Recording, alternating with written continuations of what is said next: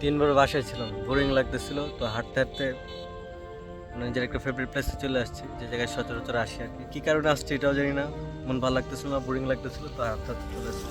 আসার পর আরও ভালো লাগতেছে, বিশেষ করে এই যে যারা ফুটবল খেলতেছে।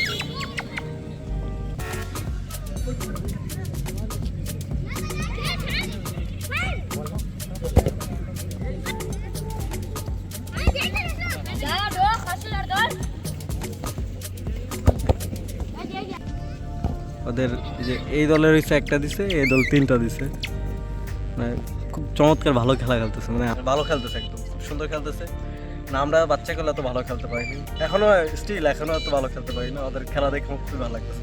আর ওই জায়গায় ওই সামনে একটা বাড়ি আছে, ওই বাড়ি থেকে একটা লোক মানে কোচের কাজ করতেছিল, মানে কাজ জাস্ট শিখাই দিতেছিল। সন্ধ্যা হয়ে যেতেছে, যে রাত হয়ে যাবে, খেলো ওদেরই খেলো, মানে বৃষ্টি হয়ে যাবে, একটু পরে সন্ধ্যা আছে, উপরে আকাশ মেঘাচ্ছন্ন, বৃষ্টি। আর আমি বসে আছি গাছ। এই বাড়িতে একটা লোক ছিল, শেখাই দিতেছিল আর কি। এভাবে বিকাল কাটাইতেছি বোরিং লাইফে।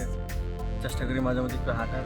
আর এই প্লাসটা আসি, এই প্লাসটা যদি একটু রাউন্ড একটু ঘোরা দেখি, তাহলে ঢাকা থেকে বাইরে প্রায়, এটা আমার এলাকা থেকে 4 থেকে 5 কিলোমিটার দূরে আমি ঘুরে আসছি। নারায়ণগঞ্জে পড়ছে, এটা নারায়ণগঞ্জ আদর্শনগর আর কি, এই সাইডে। খোলামেলা দেখি প্রায় এদিকে আসা হয়।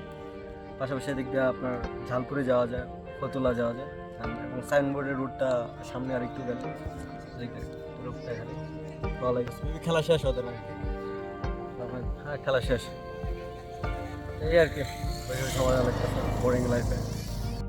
তো খেলা শেষ, আমারও হাঁটা শেষ। তো এখন আবার বাসার উদ্দেশ্যে রওনা দেবো। প্রায় 3 থেকে 4 কিলোমিটার আবার হাইটটা বাসায় যাও। চাইলে গাড়িতে যাওয়া যায়, বাট হাইটটা গেলে আর কি ভালো লাগে পরিবেশটা আশেপাশে। তো এদিক দিয়ে এই যে পরিবেশটা এরকম খোলামেলা একটু জায়গা, মজাই লাগে আর কি। নিজের মন মতো হাঁটি একলা। তো টাটা, আল্লাহ হাফিজ।